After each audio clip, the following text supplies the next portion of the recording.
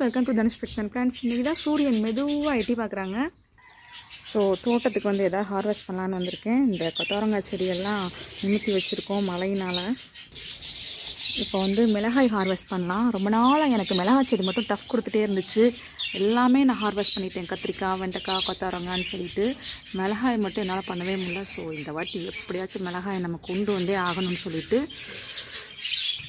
ஓரளவுக்கு கேர் பண்ணி மிளகாய் செடியை காப்பாற்றிட்டேன். நிறைய காய்ச்சிருக்குன்னு நினைக்கிறேன். இப்போ ஹார்வெஸ்ட் பண்ணிடலாம். ஐயோ, இந்த செடியில் ஒரு 2 இருக்குதுன்னு நினைக்கிறேன் மிளகாய். இன்றைக்கி சட்னிக்கு தேவையானதை மட்டும் படிப்போம்.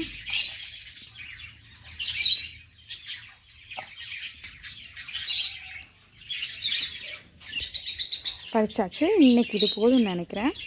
வீட்டு தோட்டத்தில் காய் பறித்து சமைச்சு சாப்பிட்றதே தனி சுவை தாங்க.